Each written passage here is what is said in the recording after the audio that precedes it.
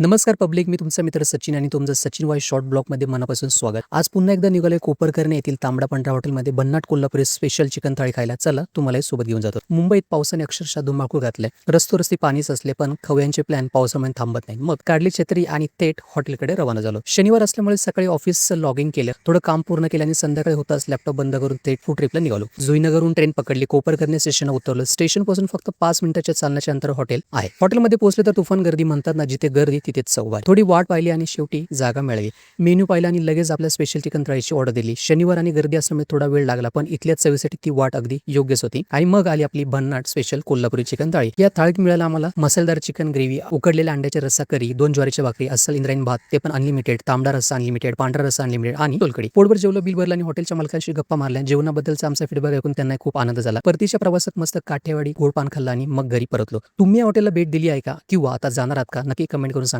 आणि व्हिडिओ आवडला असेल तर लाईक, शेअर आणि सचिन वाईज शॉर्ट ब्लॉग चॅनलला सबस्क्राईब करायला विसरू नका. पुन्हा भेटूया अशा एक नवीन मराठी मिनी ब्लॉगमध्ये. तोपर्यंत जय महाराज.